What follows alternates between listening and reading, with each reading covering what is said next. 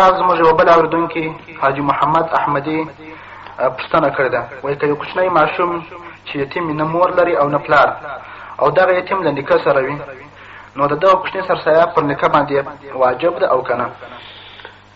حضراتو دغه نیکه که غني و یعنی مالدار و، نو په وخت کې د عدم د اب یعنی پلار د دغه یتیم چې نشته، دغه نیکه حکم د اب لري، یعنی نیکه قائم مقام د پلار او په حکم د پلار کې دی. نو کومه هغه وظیفه چې پر پلار والی وه لکه دا سرسایه ورکول، هغه وظیفه د نیکه په غاړه ده. نیکه به د خپل مشانو دغه سرسایه وباسي، په دې شرط که دا نیکه هم غني وي.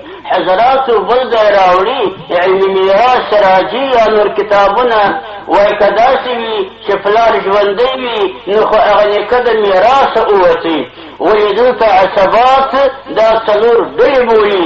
اول زوی دی د دې مړه و ان سفله که څه هر څوک ښه ته زوی لمسی کړوسی کوسی بیا کودی تر پایه. دومه درجه پلار دی و ان علا پلار نیکه تر نیکه غسخر نیکه بیا زوی تر هر ځایه چې وي.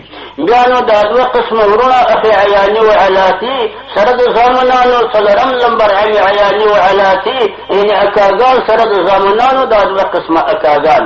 نو هغه وخت کې چې دا پلار مړ وي نو دا نیکه هغه میراث پیدا کولی شي د لمسي په مال کې لکه عین پلار چې د خپل زوی په مال کې پیدا کوه. لیکن که پلار ژوندی وي نیکه نو بیا حق نه لري، دا جد لري دي. همدغه قسمه کتاب راوړي وایي که پلار ژوندی و د دې صغیرانو سرسایه په شرط غنا د پلار دا پر پلار باندې ده. اما که پلار نه و نیکه قائم مقامه د پلار دی، که دا نیکه غني و سرسایه د خپلو لمسیانو به وباسي. والسلام.